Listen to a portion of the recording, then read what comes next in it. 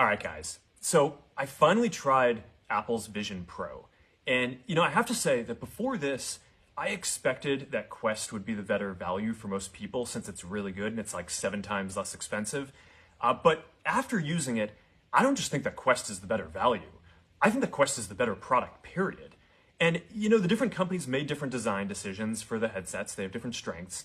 But overall, Quest is better for the vast majority of things that people use mixed reality for. Now, my friend Kenny is actually capturing this video on Quest's high-resolution mixed reality pass-through right now. We're just here in my living room, and you can see his browser windows and whatever else he's got running up here. So yeah, Quest 3 does high-quality pass-through with big screens, just like Vision Pro.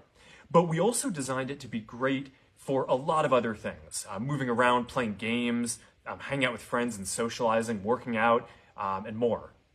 Quest, I think is just a lot more comfortable. We designed it to weigh 120 grams less, which makes a really big difference on your face. There's no wires that get in the way when you move around. It's a big deal. Our field of view is wider, and I found our screen to be brighter also. I also noticed that Apple's headset has this motion blur as you move around, which Quest is just a lot crisper. Now, Apple's screen does have a higher resolution, and that's really nice. But I was surprised by how many trade-offs they had to make to the quality of the device and the comfort and ergonomics and other aspects of the display and artifacts in order to get to that. Now, for input, Quest supports precision controllers that are great for games. Both headsets support hand tracking, but I found ours to be a little more accurate. Apple's eye tracking is really nice. We actually had those sensors back in Quest Pro. We took them out for Quest 3, and we're going to bring them back in the future. It's a nice interface. It's not perfect for everything, though. For typing or complex tasks, you're going to want things like hands or a keyboard or controllers or eventually a neural interface for those kind of inputs.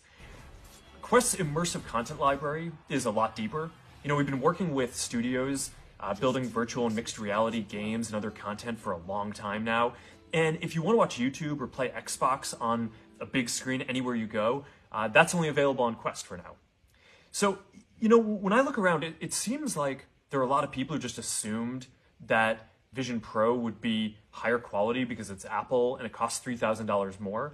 But, honestly, I'm pretty surprised that Quest is so much better for the vast majority of things that people use these headsets for with that price differential.